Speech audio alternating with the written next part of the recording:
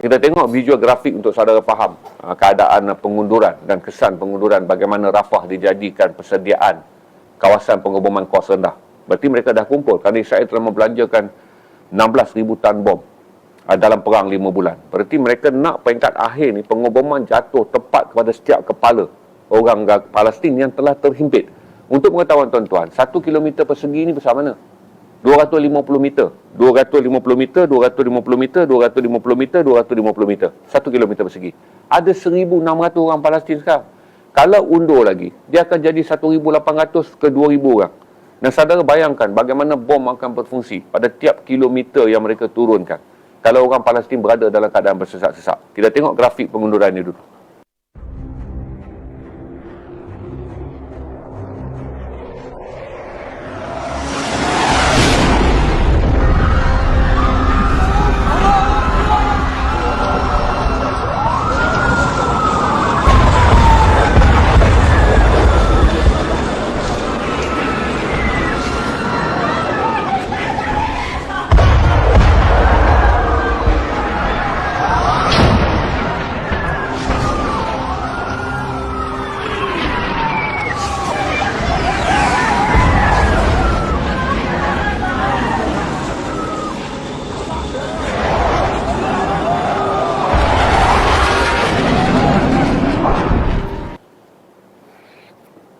Dengan melihat grafik ni, tuan-tuan tahu bahawa sekiranya Ramadan ini menjadi bulan ceasefire dengan syarat 1 dan syarat 2, iaitu hanyalah setiada serangan dan kemudian bantuan kemanusiaan dimasuk dengan taktikal jahat Israel untuk tidak, kerana dia ada tentera dia tak akan benarlah misi ini masuk ke kawasan-kawasan yang dia dah halau orang Palestin berkumpul di Rafah.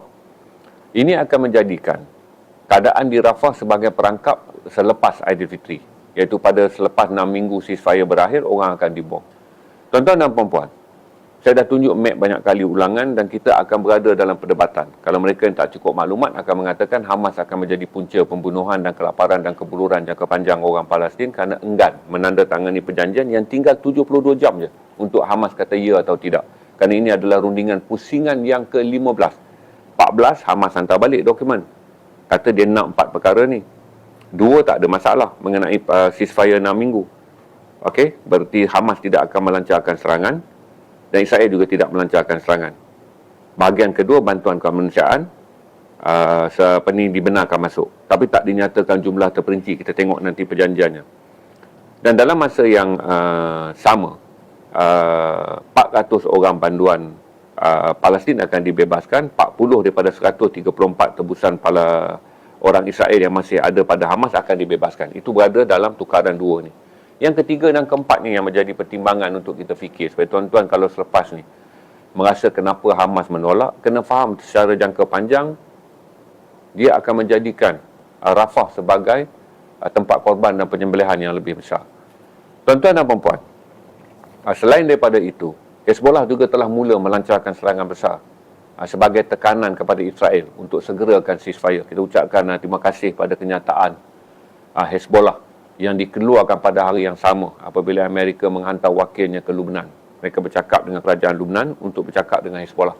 Jangan lancarkan serangan untuk menjayakan ceasefire. Yang mana kata Hezbollah, tidak akan ada wakil Amerika pergi melawat mana-mana negara dalam bumi Arab melainkan untuk menyelamatkan Israel. Jadi kata Hezbollah, selagi tiada ceasefire, maka roket kami akan terbang menyeberangi sempadan Israel. Dan semalam Hamas melancarkan serangan dan semalam Hezbollah melancarkan serangan dan Israel juga membalas serangan dengan membunuh syahidkan seorang komandan Hezbollah dan isterinya.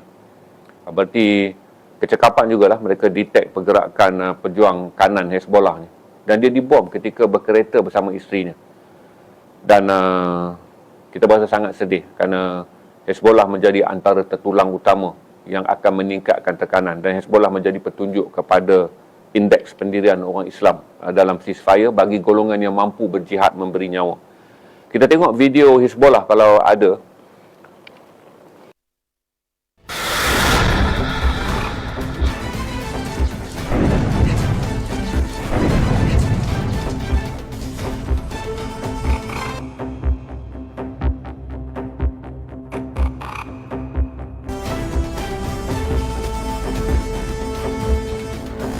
يا فاطمة الزهراء.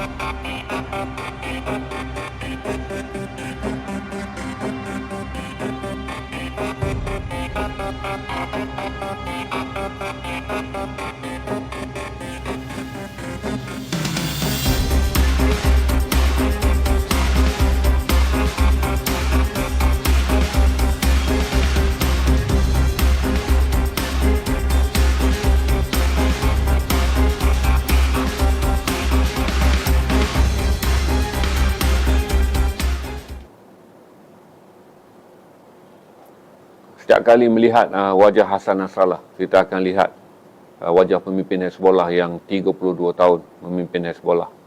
Dia kehilangan banyak anggota keluarga. Dan kemarin kehilangan cucunya yang menjadi korban. Cucunya salah seorang komandan juga syahid dalam pertempuran yang gesir yang dilancarkan Hezbollah sebagai tekanan kepada Israel untuk segera bersetuju dengan ceasefire. Dan kami akan ke Beirut. Tuan-tuan doakanlah. Kita dah tukar duit tadi ke USD semua. Saya selain daripada rasa tak sabar untuk mengagihkan wang kepada pelarian Palestin yang berada di Beirut dan juga di selatan Beirut, saya juga tak sabar untuk sampai ke masjid-masjid orang-orang Syiah Hezbollah untuk mengagihkan bantuan dengan melihat pengorbanan orang-orang Hezbollah yang dibom dan mereka terpaksa berundur ke selatan Beirut. Orang Hezbollah dalam tahun 2006 ketika saya berada di sana untuk membuat laporan perang. Orang Hezbollah ni bila berlaku serangan ke atas penduduk tempatan, kerana Israel bukan sahaja berperang di sempadan, kerana mereka suka nak menjejak tentera Hezbollah di sempadan, maka mereka akan bom kampung halaman orang awam Hezbollah. Dan orang awam Hezbollah tak kaya. Mereka hidup dalam kawasan ekonomi mereka yang tak begitu rancak berjalan kerana mereka tak mesra dengan government of the day, iaitu government yang dibentuk oleh Sunni dan juga Kristian Lubnan. Kerana mereka meminta wilayah otonomi.